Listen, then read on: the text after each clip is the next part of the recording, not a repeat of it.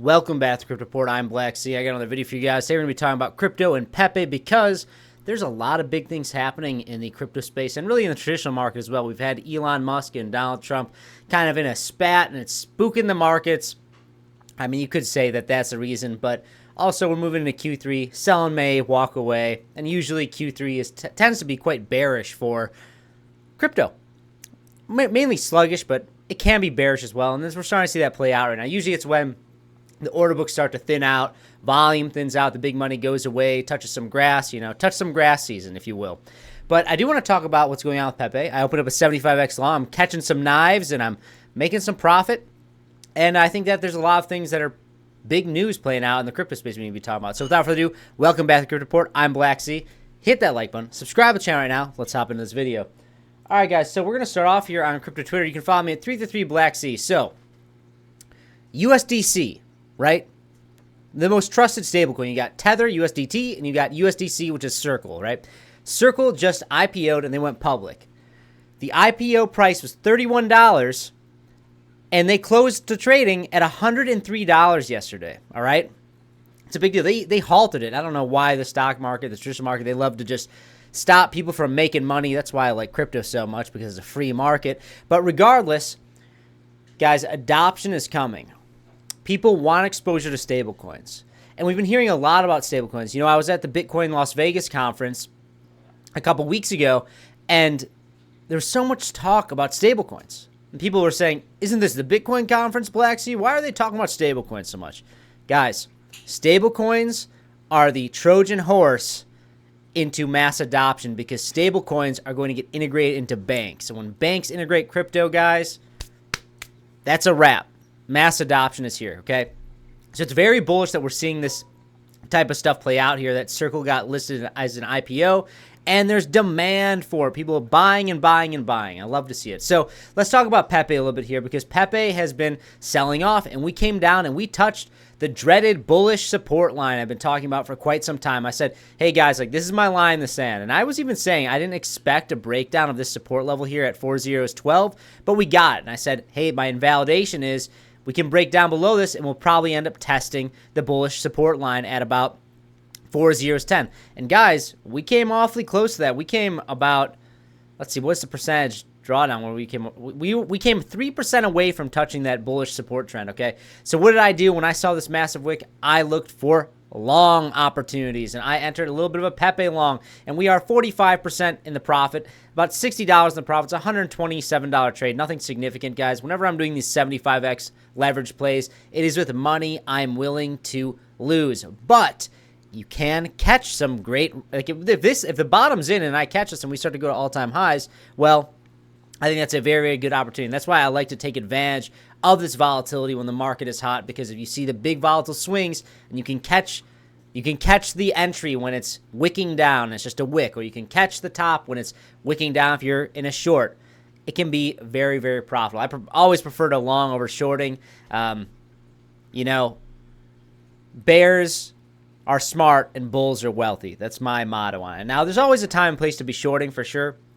I will short sometimes, but longing is just, I'm much more comfortable longing. I'll tell you that much. And if you guys do want to take advantage of this volatility, check out in the description box below or pin comment down below. We have a $5,000 sign bonus to Blowfin. All you have to do is click that link, deposit Trailbit, you get a bunch of free money, and they have some awesome promotions going on. If you trade X amount of trading volume, you get a bunch of different rewards. You can get a Tesla Model 3 worth about $30,000. It's my favorite leverage trading platform, because there's always these new bonuses and there's always new incentives to be trading on their platform specifically. So now, I'm not a financial advisor. This is not financial advice. I'm just telling you guys what I'm doing and my strategy right now. My strategy really right now is I'm dollar cost averaging into Bitcoin. I bought Bitcoin. And guys, I'm trading alts. I'm trying to capitalize on this volatility. That's why I'm doing these 75x longs on Pepe, so I can accumulate more crypto, guys. So we came pretty close to the trend line. Can we come further down? Yes. I think we can tap this level, but that's why I'm doing a small trade, $130 with high leverage, because if we don't come down and this was just one big bear trap and we start to make a move back up to new all-time highs, that trade will be a very, very significant trade. So I'm trying to capitalize on that And yeah, can it get liquidated? Sure. But this is how you make money with high leverage trades, guys. So looking at Pepe, we're at rank 28 right now, down 22% in the past 7 days, down about 10% in the past 24 hours. Whenever you see these big wicks, you usually see a big buy. Like the limit orders get like lagged behind, and then all of a sudden you see the wick get bought up. And that's kind of what we're seeing play out right now. We're sitting at $4.5 billion market cap. So we lost about about $400 million in market cap, which is quite significant. But guys, it's a meme coin, right? It's a meme coin. We're seeing a lot of drama on the timeline, and it also is the sluggish Q3 summertime, guys.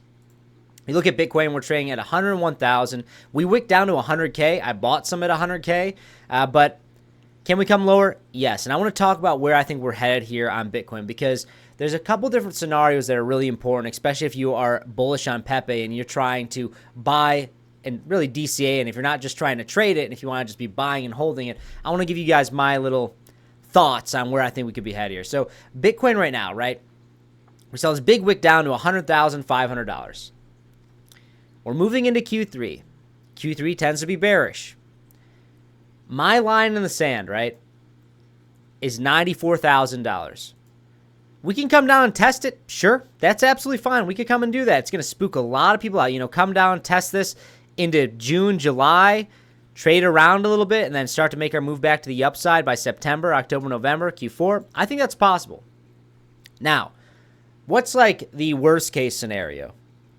The worst case scenario is we close below 94,000 and we test 88K. And if we break below 88K, I'm going to say, hey guys, this was a double top, and we probably should be expecting 2026 to be somewhat of a bear market. That's worst case scenario. So I do want to emphasize that I still believe that Q4 2025 will be bullish. The 4-year cycle, I'm not wavering off of the 4-year cycle. I believe that the 4-year cycle is the best data point that we have. It is the most consistent data point to be pulling data off of. So, yes, we can sell off here. Yes, we can come to 94,000. There's a chance the bottom's in right now, though. Like, I will say that. But I do think that even if the bottom is in here, I expect sideways chop for a little bit longer. I was talking about how my expected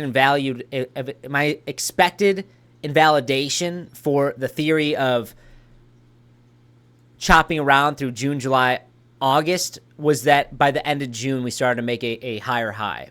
But I don't see that playing out based on this price action. I think we're going to continue to break down here or trade sideways for the next month or so and lead into Q3.